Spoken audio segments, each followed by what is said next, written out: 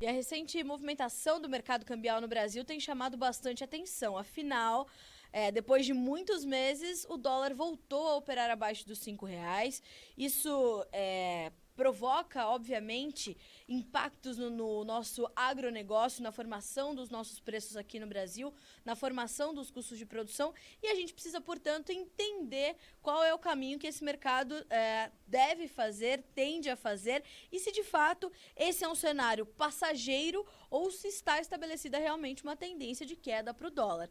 Para isso, para a gente entender este caminho, a gente convidou para conversar conosco hoje o Lucas Brigato, que é sócio e assessor de investimentos da Etmos, que já está conosco. Lucas, bom dia. Seja bem-vindo ao Notícias Agrícolas, é um prazer recebê-lo.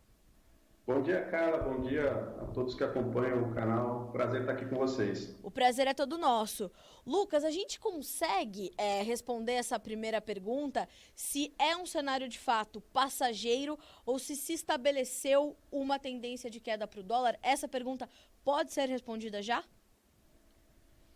Pode sim, eu acredito que para o curto prazo a gente ainda tem espaço para o dólar cair um pouco mais, tá? A gente vem hoje de um movimento, principalmente ocasionado pelo agronegócio, né? A gente teve uma balança comercial muito positiva no início do ano, fruto de situações em que nós tivemos um aumento de demanda mundial, aumento dos preços da commodity, o câmbio extremamente elevado, né? O dólar super elevado nesse período, um volume de exportação na média aí 40% maior do que foi ano passado e uma sazonalidade, né, dos recebimentos das exportações da safra, né? Tudo isso fez com que nós tivéssemos uma enxurrada de entrada de dólares, tá? Esse foi o primeiro fator que eu coloco aqui para justificar essa continuidade da moeda em queda, né? Fora isso, nós tivemos juros do Brasil já numa atitude mais efetiva do Banco Central em controlar a inflação, né? Então, a gente vê um cenário de celeridade no aumento de juros, e isso é um novo combustível para a entrada de mais capital estrangeiro, ainda que juros nos Estados Unidos, apesar de um efeito inflacionário que a gente vê no mercado americano, eles ainda não se movimentaram, então o mercado brasileiro ele fica pontualmente atrativo. Então, no curto prazo, a gente tem assim, bastante fatores que colocam o dólar ainda abaixo de R$ 5 por algum período. O que nos coloca um ponto de interrogação é que os números redondos, né? A gente teve um fator psicológico com o dólar a R$ 4 lá atrás, né? E provavelmente esses R$ 5 seja também um fator psicológico, onde a gente possa perceber um acúmulo por algum período nesse patamar, né? A gente sabe que bolsa, moeda, etc., não tem comportamentos lineares, né? Então, é possível que a gente verifique o dólar entre 4,90 e 5,10 por algum momento ali um pouco mais longo, antes de tomar essa decisão de continuar sua queda ao longo de 2021. Lucas, você citou essa questão da balança comercial do agro, né, que realmente é um ponto importante de análise de impacto para essa movimentação do dólar frente ao real. Ao lado dela, nós temos outros indicadores macroeconômicos, sinalizações da nossa economia que também ajudam a promover a valorização do real nesse momento? Sim, recentemente, boa parte das projeções macroeconômicas erraram e erraram feio, né? Os resultados projetados sempre foram muito melhores do que aqueles previstos por casas de análise, por bancos e até pelo Boletim Focus, que é o boletim que o Banco Central emite, sempre revisando as projeções para um cenário mais otimista. Isso fez com que o investidor estrangeiro percebesse um menor risco do risco Brasil e potencializou também a queda da moeda nesses últimos 2 meses, né? O risco Brasil, né, muito pautado em cima de gasto público, nós tínhamos uma projeção de dívida PIB batendo 100% no final do ano passado, começo desse ano, onde via-se realmente um risco de crédito Brasil, mas que isso foi sendo ajustado ao longo do tempo. O fator inflacionário faz com que aumente a arrecadação, né? Os impostos eles acabam se baseando em preços mais elevados, consequentemente o governo recebe mais por isso, e aí houve uma redução dessa projeção de dívida PIB para casa aí de 88%, o que gera uma folga nos gastos públicos. Então a gente acredita que o governo deva utilizar essa folga para suas campanhas no ano que vem, né? Atendendo a demandas de governadores, de prefeituras, etc., no sentido de ganhar votos, né? Então é justamente esse ponto que a gente coloca para o ano que vem, se o dólar ainda se mantém abaixo dos 5, tá? Mas esses são fatores que somando a balança comercial, trouxeram o dólar para baixo. Lucas, ao mesmo tempo a gente tem essa sinalização também efetiva, como você colocou, do aumento da taxa básica de juros aqui no Brasil. E a sinalização também de que nós teremos a possibilidade de novas altas, né? Na taxa Selic, na nossa taxa básica de juros. Isso se confirmando, poderia exercer mais pressão ainda sobre o dólar e ajudar a manter a moeda americana abaixo dos R$5? Esse é um fator que também pode ajudar na manutenção desse cenário? Com certeza sim, tá? Houve até uma aceleração desse processo de aumento de juros aqui no Brasil. A primeira estimativa, quando surgiu a ideia, né, de aumentar juros em virtude da inflação cada vez mais elevada, a ideia eram duas elevações de 0,75 e depois elevações de 0,5%, chegando no final do ano a casa de 5,5%. À medida que foi percebendo que isso seria ineficiente, né, que precisaríamos dar uma continuidade na alta de juros para 2022, o Banco Central decidiu acelerar um pouco. Nós já tivemos 3 aumentos de 0,75 e a perspectiva é que a gente termine 2021 em 6,5% da nossa taxa Selic aqui. Isso pressiona o dólar para baixo, né? A gente sabe que o real foi a moeda que mais se valorizou perante o dólar agora no mês de junho, muito em virtude dela ainda estar muito depreciada, né? Então, comparando com outras moedas de países emergentes, a gente está ainda no fim da fila, né? E com esse aumento de taxa de juros é natural que isso seja ainda mais atrativo para a entrada de novos recursos, tá? O único fator que a gente ficaria atento é se os Estados Unidos decidem aumentar juros lá também. Certo. Isso frearia um pouco a entrada de capital, mas ainda assim potencialmente manteria o dólar abaixo de R$5 ainda. Lucas, essa manutenção e esse dólar abaixo de R$5, de que forma que isso tem impactado na nossa economia? A gente já sente os impactos ou ainda vamos ter que observar isso aí nos próximos meses para saber se de fato isso se confirma, para então entender o impacto na economia nacional? A consequência demora um pouco para vir, né? Hoje a gente está sentindo no bolso a consequência de um dólar alto ainda, né? Então, a manutenção dos preços ainda muito elevados, um efeito inflacionário bastante agudo nos últimos meses, né? Colocando o IPCA ao longo do ano na casa dos 8%, né? O IGPM também acima de 30%, então coisa que a gente não via já há muito tempo. Então, a consequência ela demora um pouco para ser sentida no bolso final, né?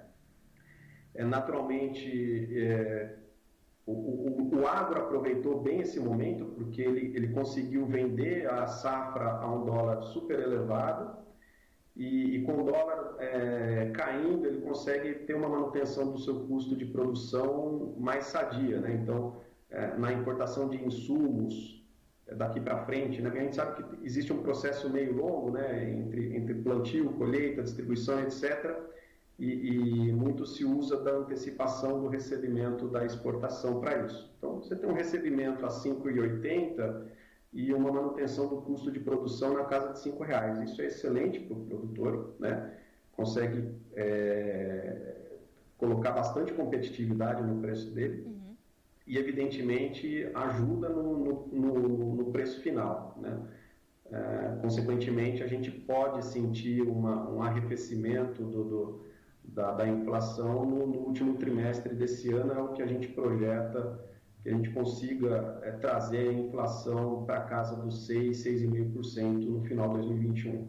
A gente sabe que tem boa parte dos produtores, né, que tem a sua aquisição de insumos já bem adiantada e parte da sua comercialização da nova safra já feita com um dólar que estava, de fato, mais alto do que os patamares que a gente observa agora, mas há também aquele produtor que ainda precisa fazer boa parte da sua comercialização.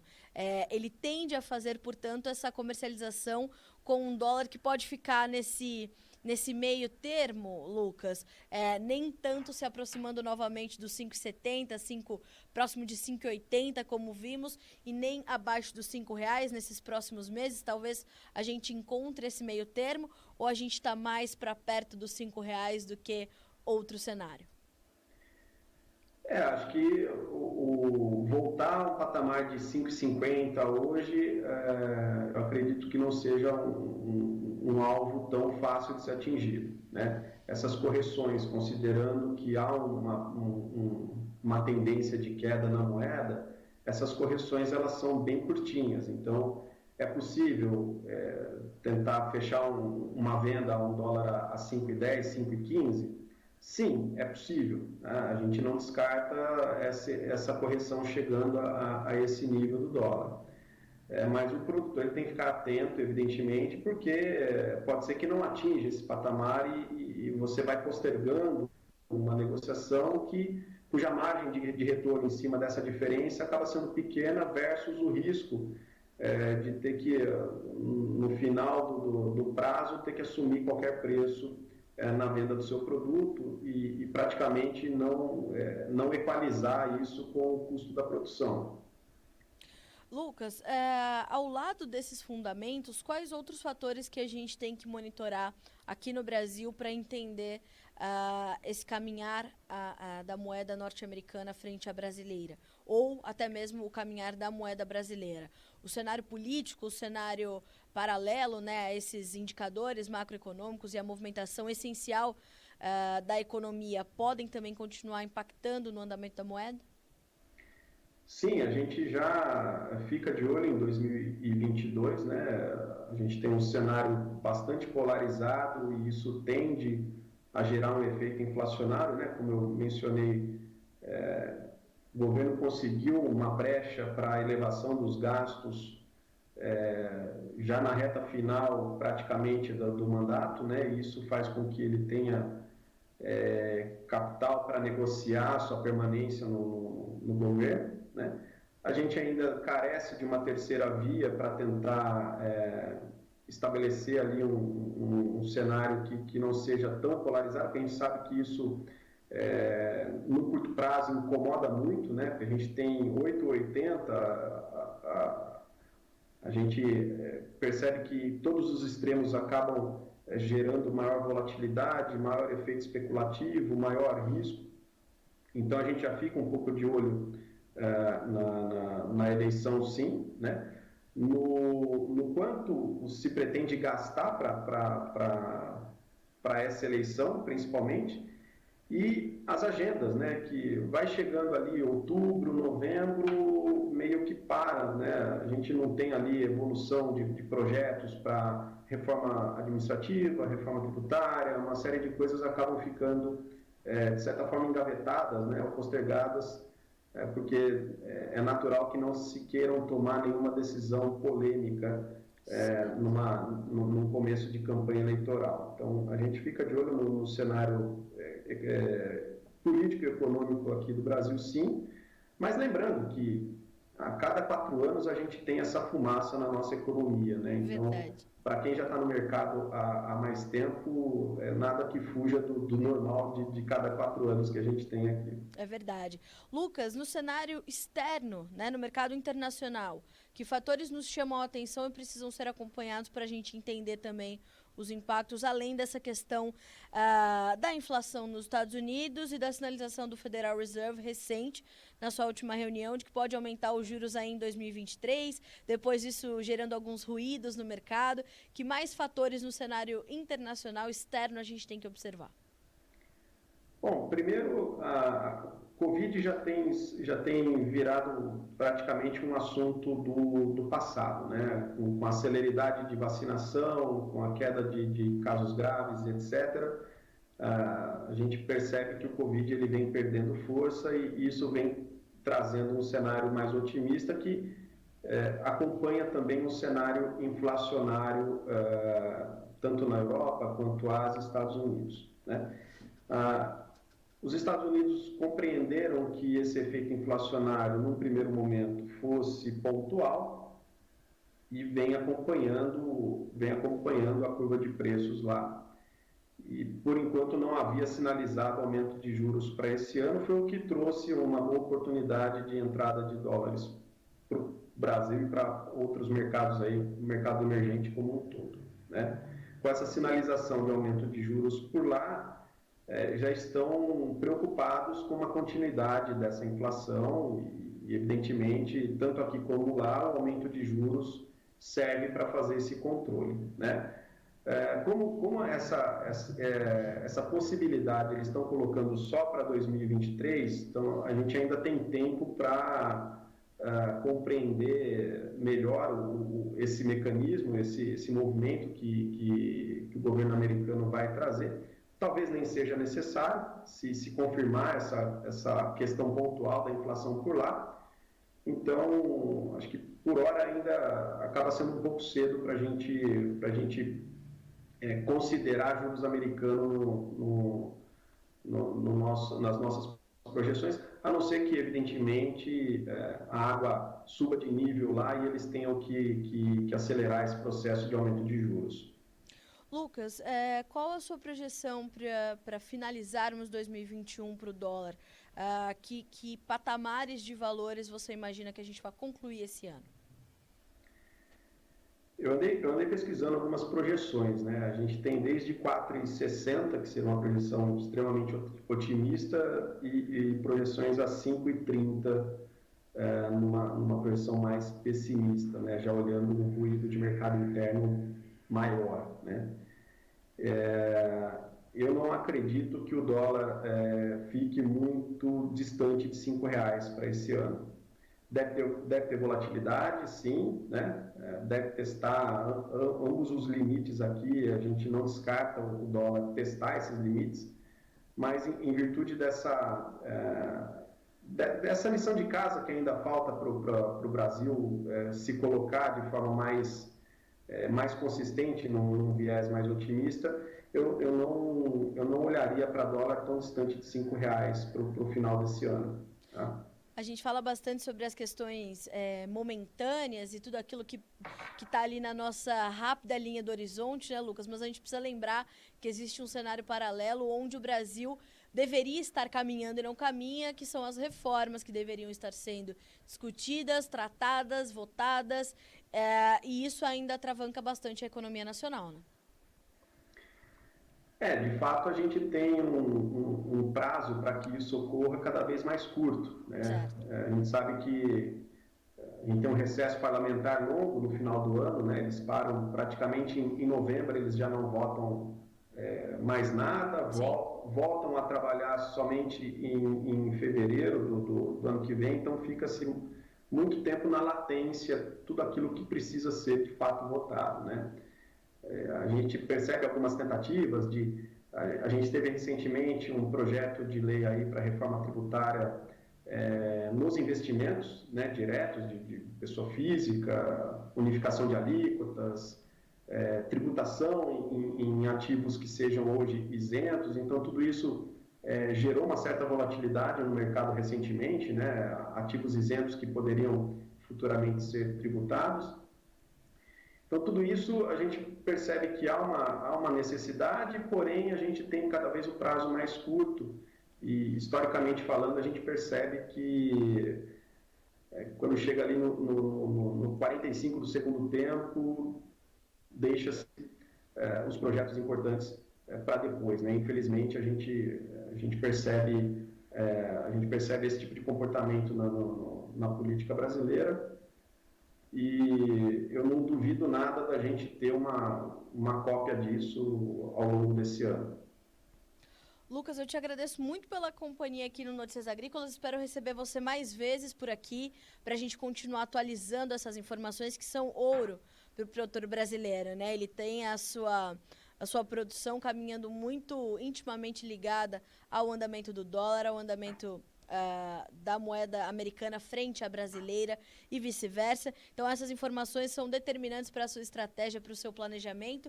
Te agradeço muito mais uma vez pela companhia e, como eu te disse, o Notícias Agrícolas está de portas abertas para ti. Sempre que quiser voltar e nos atualizar com essas informações, será sempre muito bem-vindo. Obrigada.